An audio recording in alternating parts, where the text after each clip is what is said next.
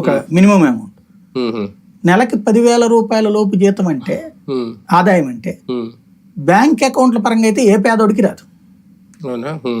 బ్యాంకుల పరంగా అయితే ఎవరు మనం వేస్తామా, కూలికి ఇచ్చేటప్పుడు చేతికే కదా ఇచ్చేది.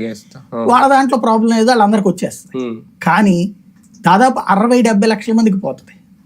ఈ 60-70 లక్షల మంది మధ్యతరగతిని కూడా పేదల జాబితాలో వేసి వాళ్ళకి 15,000 జీతం వస్తుంది, కొంతమందికి 25,000 వస్తుంది.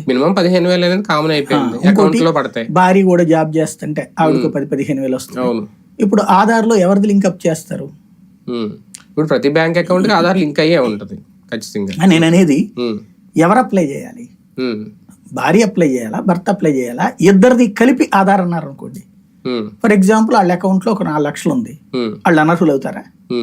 మనం ఇంతవరకు అది చెప్పలేదు కదా. ఇప్పుడు వీళ్ళకే ఇస్తామని చెప్పలేదు కదా. ఇప్పుడు పేదరికం దిగువన ఉన్నటువంటి వాళ్ళు, పేదరికం దిగువకి ఎవరు సర్టిఫికెట్?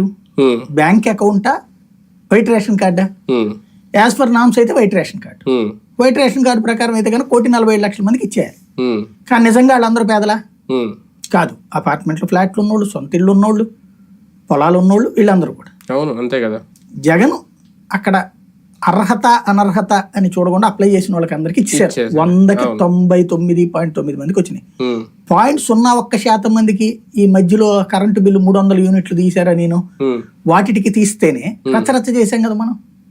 ఇప్పుడు ఎట్లా చేస్తాం అంటే ఒకటి ఇందులో ఈ గైడ్ లైన్స్ కాపీలో 15,000 రూపాయలు అక్కడ 15,000 టు